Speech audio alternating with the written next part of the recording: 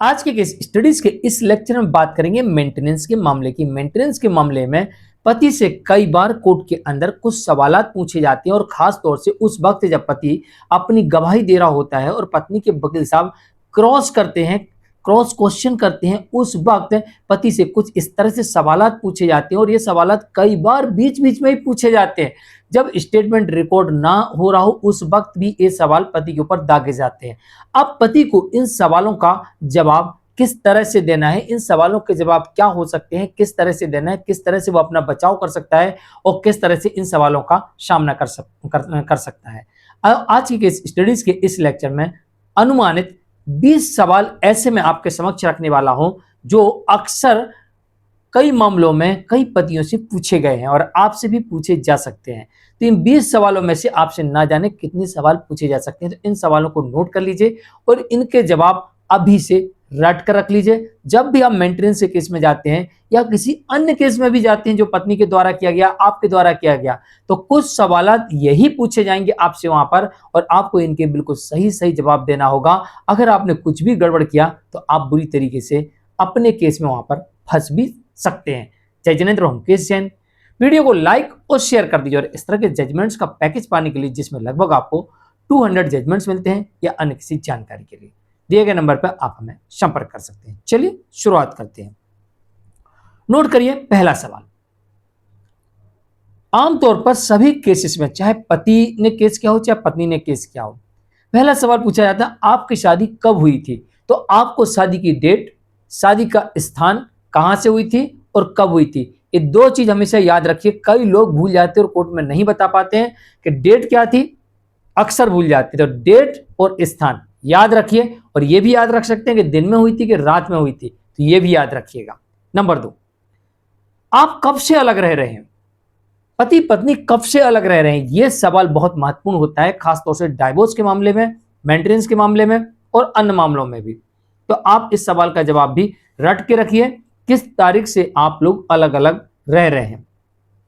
तीसरा सवाल आपसे यह भी पूछा जाता है आपने पत्नी के साथ मारपीट की, उसे मारपीट करके आपने घर से क्यों निकाला, किस वजह से निकाला। क्या ऐसी विपदा आन पड़ी थी कि आपने अपनी पत्नी को इतनी बुरी तरीके से मारा पीटा और घर से बाहर निकाल दिया।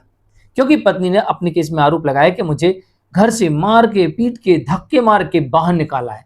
तो सवाल आपसे पूछा जाएगा या फिर कुछ सवाल इस तरह से पूछा जाएगा, क्या यह बात सही है कि आपने अपनी पत्नी को घर से मार पीट कर, धक्के मार के निकाल दिया। अब आपको अपने बचाव में इसका जवाब देना है। अगर आपने ऐसा नहीं किया, आरोप झूठा है, तो आप बिल्कुल कह सकते हैं आरोप झूठा है, बेबुनियाद है।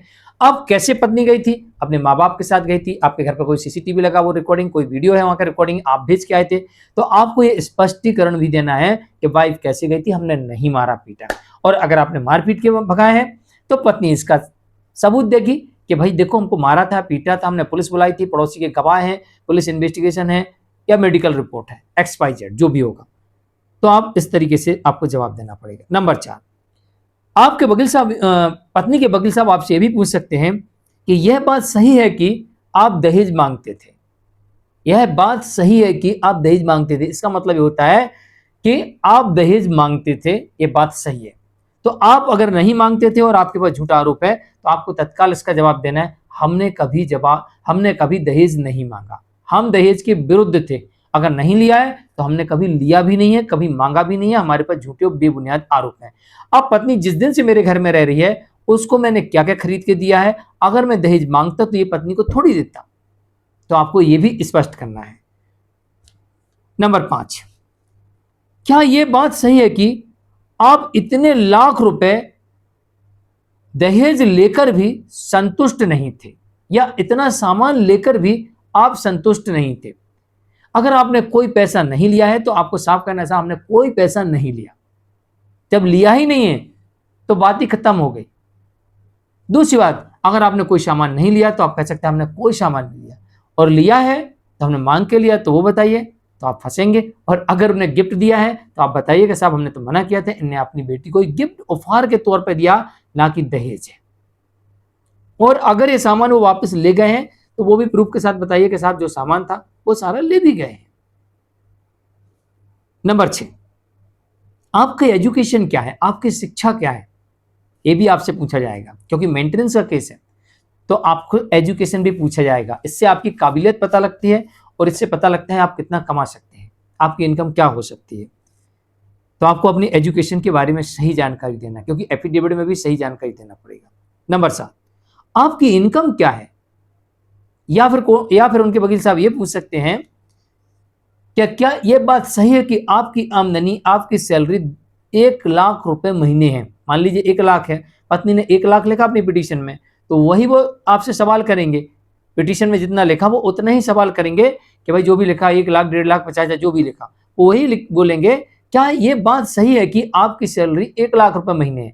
अगर आपने हाँ बोल दिया तो 1 लाख मानी जाएगी। अगर आपने ये कह दिया कि हुजूर 1 नहीं है, 1.5 है या 10 है या 20 है या 2 लाख है, जो भी है, अब इसके साथ आपको अपना बैंक स्टेटमेंट और सैलरी स्लिप ये भी आपको देना पड़ सकता है। बैंक स्टेटमेंट तो मस्ट है, जिससे साबित होता आपकी इनकम कितनी है। तो आपको अपनी इनकम बतानी है और उसके साथ अपने खर्चों की लिस्ट भी देनी है, ये भी ध्यान रखिएगा। नंबर 8, अब जो उसे संपत्ति के बारे में लिखा होगा कि आपके नाम से इतनी संपत्ति है, इतनी संपत्ति है, इतनी संपत्ति है, जो पिटीशन में लिखा होगा वही कहेंगे वकील साहब क्या ये बात सही है कि आपके नाम से इतनी इतनी फला फला जगह पे इतनी इतनी प्रॉपर्टी है जिसकी मालिक आप हैं, उससे आपको रेंट आता है या फिर उसकी वैल्यू इतनी है। अब ये बात सही है तो आप हाँ कहिए, अगर ये बात झूठी है तो आप कहिए नहीं साहब मेरे नाम से ऐसा कुछ नहीं है, और बिल्कुल भी नहीं है और फिर भी वो कहते हैं नहीं है आपके नाम से, आप झूठ बोल रहे हैं, तो आप सीधा वहां पे कहिए कि हुजूर अगर ये मेरी बात से संतुष्ट नहीं है तो या तो उस प्रॉपर्टी के पेपर प्रस्तुत कर दें, या फिर जिस प्रॉपर्टी की बात कर रहे हैं मैं अभी ये प्रॉपर्टी उनके नाम करने के लिए तैयार हूं, नोट किया जाए और केस को यहां पर बंद किया जाए, पूरी प्रॉपर्टी में इनको देने को तैयार हूं, ये बता दें कहां पर है, मैं इनको दिया जिस प्रॉपर्टी की बात कर रहे हैं, या फिर साबित कर दें, अन्यथा मेरे पास ऐसी कोई प्रॉपर्टी नहीं है। नंबर 9, आपके परिवार की आय जितनी पत्नी ने लिखा होगा उसमें कितनी है, उतना ही कहेंगे वकील साहब क्या ये बात सही है कि आपके परिवार की आय इतनी इतनी है। अब आप यहां पर 2 सवालों के जवाब दे सकते हैं, क्या वास्तविकता में इतनी है, तो हाँ उनकी इतनी इनकम है और उनके इतने इतने खर्चे हैं, इतना उनके ऊपर लोन चलता है, इतनी बीमारी में जाता है, ये जाता, फिर पूरा हिसाब देना पड़ेगा। खर्चे भी बताना जरूरी है, नहीं तो पूरी इनकम में काउंट हो जाएगा वो तो। या फिर दूसरा आप ये कह सकते हैं हुजूर मेरे परिवार वाले और मैं उनसे अलग रहता हूं, उनका सब अलग है, मेरा अलग है, तो मुझे उनकी इनकम के बारे में कोई जानकारी नहीं है, ना वो बताते हैं ना मैं उनसे पूछता हूं, इसलिए उनकी इनकम कितनी है मुझे इसके बारे में कोई जानकारी नहीं है। मैं खुद कमाता हूं, अपने परिवार को मेंटेन करता हूं, अपनी बीवी को, अपने बच्चों को, मैं और कुछ पैसा उनके लिए देता हूं, क्योंकि ये मेरा दायित्व है कि मैं उनका भरण पोषण करूं, क्योंकि उन्होंने इतना बड़ा मुझे किया, पढ़ाया लिखा, इस काबिल बनाया, तो ये मेरा दायित्व बनता है कि उन्होंने इतना पैसा खर्च करके मुझे इस काबिल बनाया, तो अब मैं बुढ़ापे में उनको कुछ पैसा दूं, तो मैं उनको पैसा देता हूं भरण पोषण के लिए। बाकी वो कितना कमाते, कितनी संपत्ति, मुझे उसके बारे में कोई जानकारी नहीं है। हाँ मैं जिस घर में रहता हूं वो घर किसके नाम से है आप बता दीजिए। नंबर 10, आप अपनी पत्नी को इतना भरण पोषण दे सकते हैं, क्या यह बात सही है कि आप अपनी पत्नी को इतना भरण पोषण दे सकते हैं, मतलब इसे एक फिगर होगा 10,000, 20,000, 50,000, 1 लाख, तो वकील साहब ऐसे कहेंगे क्या यह बात सही कि आप अपनी पत्नी को 20,000 रुपए महीने का भरण पोषण दे सकते हैं, और आप यहां चूक गए और आपने बोल दिया हाँ, तो ये 20,000 रुपए आपका तय हो गया कि आप अपनी स्वयं की इच्छा से आप अपनी पत्नी को, बच्चों को भरण पोषण देने के लिए तैयार हैं। और अगर आपने यहां पर यह जवाब दे दिया कि साहब मेरी पत्नी बिना कारण के अलग रह रही है, मैं क्यों दूं, मेरी पत्नी अडल्ट्री में है, मैं क्यों दूं, मेरी पत्नी मेरे ऊपर ही क्रूरल्टी कर रही है, मैं क्यों दूं, मेरी पत्नी कमा रही है तो मैं क्यों दूं, मैं 1 पैसा नहीं दूंगा, तो फिर कोर्ट तय करेगी कि देना है कि नहीं देना है। और आपने बोल दिया, क्या बोल दिया, हाँ, तो बस आप फंस गए, क्योंकि वकील साहब पूछेंगे आप इस सवाल का जवाब हाँ या ना में दीजिए। और सवाल क्या रहेगा, क्या यह बात सही है कि आप अपनी पत्नी को 20,000 रुपए महीने का भरण पोषण देंगे, हाँ या ना, और आप यहां फंस गए और आपने हाँ बोल दिया, तो आपका सहमति से 20,000 रुपए लग जाएगा। और आपने कहा ना 1 पैसा नहीं दूंगा, क्यों नहीं दूंगा, इसके पीछे का एक कारण है और ये सबूत है, तो फिर कोर्ट तय करेगी देना कि नहीं देना। नंबर 11, क्या आप अपनी पत्नी को घर ले जाना चाहते हैं, उसके साथ मारपीट तो नहीं करेंगे, उसे ठीक ठाक रखेंगे। अब ये बात अक्सर लिखी जाती है मेडिसिन सेंटर में, कहीं पर भी समझौता होता है लिखा जाता है, मैं अपनी पत्नी को कभी किसी प्रकार से परेशान नहीं करूंगा, मारपीट नहीं करूंगा, मैं उसका सब ध्यान रखूंगा। इसका मतलब यह है कि भाई अब नहीं करूंगा, पहले करता था। तो आप यहां पर यह कह सकते हैं कि हुजूर, मेरे पर जो आरोप हैं झूठे हैं, बेबुनियाद हैं। मैं पत्नी को अभी भी ले जाना चाहता हूं। मैं पत्नी के साथ कभी भी ना मारपीट की है, ना भविष्य में करूंगा। ना कभी हमने दहेज मांगा है, ना कभी मांगूंगा। ना मैंने कभी उत्पीड़न किया है, ना कभी करूंगा। बस एक मेरी शर्त है कि वो कोर्ट को आश्वस्त कर दे एफिडेविट के माध्यम से कि जितने भी उसने झूठे आरोप लगाए हैं वो लिख के दे दे कि झूठे आरोप हैं, बेबुनियाद हैं। बस मुझे उसके बाद भरोसा हो जाए, मैं उसे बिना किसी शर्त के अपने साथ ले जाऊंगा। और मैं आश्वस्त करता हूं कि ना मैंने पहले उसका उत्पीड़न किया, ना भविष्य में करूंगा। मैं भी एफिडेविट देता हूं। इससे यह साबित हो जाएगा कि ना मैंने पहले किया, ना अब करूंगा। और आपने कहा हाँ नहीं करूंगा, इसका मतलब आप पहले करते थे, तो यहां फंस सकते हैं। तो स्पष्टीकरण अपनी तरफ से भी दें और उनकी तरफ से भी लें, और आप बिल्कुल ले जाएं यहीं से। नंबर 12, आपकी पत्नी को आपके माता पिता, भाई बहन, परिवार के अन्य सदस्य, जीजा, रिश्तेदार उसके साथ मारपीट करते थे, या आप लोगों को या उसे उकसाते थे आत्महत्या के लिए, या उत्पीड़न करते थे, या दहेज मांगते थे। क्या ये बात सही है? क्या ऐसा करते थे? आपको तत्काल कहना है। अगर नहीं करते थे तो नहीं कहना है, करते थे तो कौन करता था वो बताना है, और फिर वो आरोप लगा रहे हैं तो सबूत उनको दिखाना क्या हुआ है। तो आप डायरेक्टली डिनाई भी कर सकते हैं, लेकिन अगर यहां पर आपने कह दिया कि हाँ वो करते थे तो वो दोषी हो गया, ये ध्यान रखिए। बाकी आरोप लगा रहे तो सबूत उनको ही देना है। नंबर 13, क्या यह बात सही है कि आपकी पत्नी का संपूर्ण स्त्री धन अभी भी आपके परिवार के लोगों के कब्जे में है? अक्सर कहा जाता है, पत्नी कहती मेरा सारा स्त्री धन परिवार में है, छीन लिया, रख लिया, नहीं दे रहा। तो यही सवाल आपसे पूछा जाएगा, और आपने हाँ कह दिया है तो देना पड़ेगा, और आपने कह दिया नहीं है, वो तो अपना लेगी। कब से लेगी? हमने देखो कई कंप्लेंट में लिखा है, और ज्यादा है तो मेरे घर में सर्च करवा लो, अगर हो तो ले लो। मेरे पास तो है ही नहीं, मैं तो पहले से कह रहा हूं, पहले दिन से कह रहा हूं, जिस दिन से पत्नी गई है मैंने अभी तक 20 शिकायतें लिख दी, जवाब दे दिए, सब में लिख दिया कि मेरी पत्नी अपना स्त्रीधन पहले ही ले गई। अब यहां पर कोर्ट कहेगी या तो सर्च करवाएगी आपके घर में, पत्नी बताएगी कहां रखा, कौन सी अलमारी, कौन सी लॉकर में, तो वहां सर्च होगा। सर्च में मिल गया तो उसका, नहीं मिला तो बात खत्म। दूसरी बात, आपने कह दिया नहीं, तो फिर पत्नी को सबूत देना पड़ेगा, उसने कब दिया आपके घर में, आपको किसके सामने दिया और कहां रखा। अब ये जिम्मेदारी पत्नी की सबूत देने की। नंबर 14, आपने अपनी पत्नी का एक षड्यंत्र के तहत जानबूझकर उसका अबॉर्शन करा दिया, उसका बच्चा खराब कर दिया, पेट पे लात मार दी, XYZ कोई भी ऐसे आरोप आपके ऊपर अबॉर्शन के हो सकते हैं। अब आपको यहां पर भी अपना स्पष्टीकरण देना है कि भाई घटना कब की है, प्रेग्नेंट थी कि नहीं थी, कि उसने खुद दवा खाई, कि उसने गुपचुप तरीके से खुद ही अबॉर्शन करा लिया, या किसी कारण से कराया, या लड़ाई झगड़ा हुआ था, या वो रहना नहीं चाहती थी, या उसका अफेयर था, किस कारण से अबॉर्शन हुआ, या प्रेग्नेंट थी या नहीं थी। ये सारी चीजें आपको कोर्ट के समक्ष स्पष्ट करना पड़ेंगे, वरना आप इसमें फंस भी सकते हैं। तो अबॉर्शन की बात आए तो आपको पूरी स्टोरी सबूतों के साथ कोर्ट के समक्ष डेट, टाइम, स्थान के साथ स्पष्ट करना पड़ेगा, अन्यथा आप इसमें फंस भी सकते हैं। सावधानी पूर्वक इसका जवाब देना है। नंबर 15, आपने, आपके परिवार ने उस पर हमला किया था। क्या यह बात सही है कि आपने, आपके परिवार ने सबने मिलकर उसके ऊपर हमला किया था? कई केसेस में देखा गया कि पत्नी की तरफ से यह आरोप होता है। अगर ये आरोप का जवाब आपने विस्तार पूर्वक सबूतों के साथ नहीं दिया तो आप यहां पर फंस सकते हैं। इसलिए हमले के कई प्रकार के सबूत होते हैं। पड़ोसियों ने देखा है, किसने देखा, कोई वीडियो है, कहाँ है, कोई पुलिस कंप्लेंट रिपोर्ट है, इन्वेस्टिगेशन रिपोर्ट है, कहाँ है, और साथ में कोई मेडिकल रिपोर्ट है तुरंत की, कहाँ है, और साथ में अगर मेरे घर का कोई फोटो है, वीडियो है, जाते हुए, पहुंचाते हुए, तो वो भी हम प्रस्तुत करेंगे और स्पष्ट करेंगे क्या हुआ इस मामले में।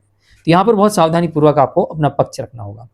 नंबर 16, आप उसे धमकी देते हैं कि हम उसका वीडियो वायरल कर देंगे, उसे ब्लैकमेल कर रहे हैं। कई बार आरोप लगते हैं, पत्नी कहती है कि साहब मेरा पति मुझे ब्लैकमेल करता है, कहता है कि आपके बेडरूम के वीडियो मैंने बना के रखे हुए हैं, अब मैं वायरल कर दूंगा, तुम्हें बदनाम कर दूंगा।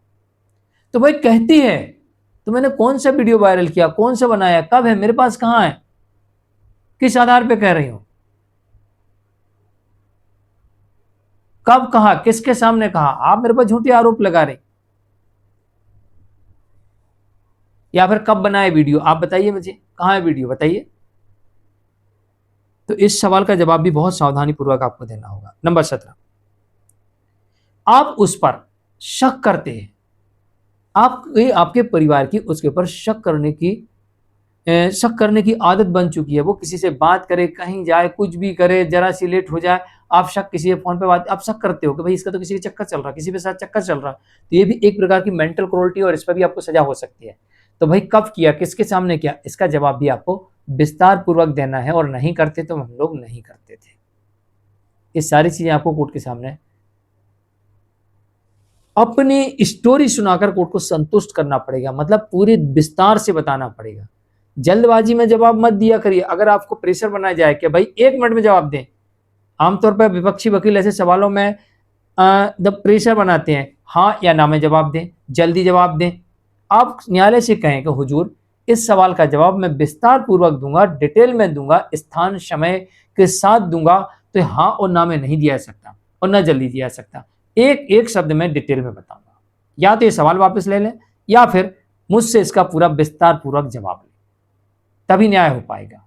और न्यायालय इस बात के लिए बिल्कुल तत्काल हाँ कह देगी। तो आप बिल्कुल भी प्रेशर में ना आए, बिल्कुल भी डरे ना, आराम से सोच विचार का एक एक शब्द को विस्तार पूर्वक बताएं और एक एक शब्द को नोट करवाएं। नंबर 18, आप अपनी पत्नी के ऊपर झूठा अडल्ट्री का आरोप लगाते हैं। आप उसके ऊपर आरोप लगाते हैं इसका किसी के साथ अफेयर है। ये ध्यान रखिएगा, अगर आपने आरोप लगाया, कोई सबूत नहीं है, तो आप यहां फंस जाओगे। भला ही वो अडल्ट्री में है, भला ही वो रीमैरिज कर चुकी, भला ही वो लिविंग में रह रही, लेकिन आपके पास अगर साबित करने के लिए सबूत नहीं है, तो आप यहां पर बुरी तरीके से फंस जाएंगे। अब फैसला आपको करना है कि फंसना है तो बिना सबूत के अडल्ट्री का आरोप लगाना, और नहीं फंसना है तो ये आरोप भूल कर भी कहीं मत लगाना, वरना आप फंस जाओगे। प्रॉपर, परफेक्ट, ठोस सबूत हो तभी आप इस आरोप को लेकर आगे बढ़िए, अन्यथा पीछे रहिए, फंस सकते हैं इसमें। और नंबर 19, आपके ऊपर यह भी आरोप लगाया जा सकता है कि उनके वकील साहब कहें कि यह बात सही है कि आपने अपना एजुकेशन छुपाया था, अपनी इनकम छुपाई थी, अपनी संपत्ति छुपाई थी, आपकी पहले किसी कोई शादी हो रही थी या कोई गर्लफ्रेंड थी या पहले शादी हो चुकी थी, आपने छुपाई थी, इन्हें कुल मिला के आपने धोखा देकर शादी की है। तो आपको इस बात को भी स्पष्ट करना पड़ेगा। अगर धोखा दिया है तो आपको स्पष्ट करना पड़ेगा, नहीं दिया है और आपके पास झूठा आरोप है तो किस तरीके का उन्होंने आरोप लगा है, इसके बारे में पहले अपने वकील साहब से डिस्कस करिए, विस्तार पूर्वक समझिए, और फिर इसका जवाब आपको क्या देना है पहले से तय करके जाइए और कोर्ट में अपना जवाब दीजिए। और आखिरी और अंतिम सवाल क्या हो सकता है आपके केस में, ये भी सुन लीजिए। क्या यह बात सही है कि आपने अपनी पत्नी को अपने माया जाल में फंसाया? या फिर यह भी सवाल हो सकता है कि आपने दहेज में इतना नकदी और इतना सामान लिया। दो तरीके से सवाल पूछे जा सकते हैं। अगर आपका पहले से अफेयर था आपकी वाइफ के साथ में और शादी हुई और उसमें कुछ सामान आपने दहेज में लिया है या नहीं लिया है, तो वो कह सकते हैं कि आपने पहले फंसाया मेरी बेटी को, मतलब लड़की का पिता कह रहा है पहले मेरी बेटी को फंसाया, बेटी भी कह रही है हाँ मेरे को फंसाया इसने प्रेम रोग में, प्रेम जाल में फंसा के, और बाद में कहा मेरे पिता को ये भी दो, ये भी दो, ये भी दो, ये भी दो, और ब्लैकमेल करके लिया दहेज। या फिर ये भी कह सकती है कि भाई इन्होंने शादी के पहले ही, सगाई होने के बाद, सगाई के टाइम ही शर्त रख दी थी इतना दहेज दोगे तो हम शादी करेंगे। तो ये दहेज में पैसे भी लिए, सामान भी लिए, ये भी लिया, वो भी लिया, और अभी तक लेते गया फिर भी संतुष्ट नहीं है। तो इस बात को भी आपको विस्तार पूर्वक स्पष्ट करना पड़ेगा, एक एक तथ्य और सबूत के साथ। जैसी परिस्थितियां वैसा आपको इसमें पक्ष रखना पड़ेगा। तो ये थे टोटल 20 सवाल, और इसमें से कई सवाल आपसे पूछे जा सकते हैं सभी केसेस में, चाहे आपके द्वारा केस लगाया गया हो, चाहे वाइफ के द्वारा केस लगाया गया हो। तो इन सवालों के जवाब आप रट के जाइएगा, नोट करके रखिएगा। किसी भी केस में गवाही होती है तो इन सवालों को पूरी तरीके से आपको याद होना चाहिए। हो सकता है कि इनमें से कई सवाल आपसे आपके केस में पूछे जा सकते हैं। ये अलग अलग केसेस से सवाल लिए गए हैं, इस तरह के सवालात कई बार अलग अलग केसेस में पूछे गए हैं। हम केस जैन, आज के लिए इतना ही। नमस्कार।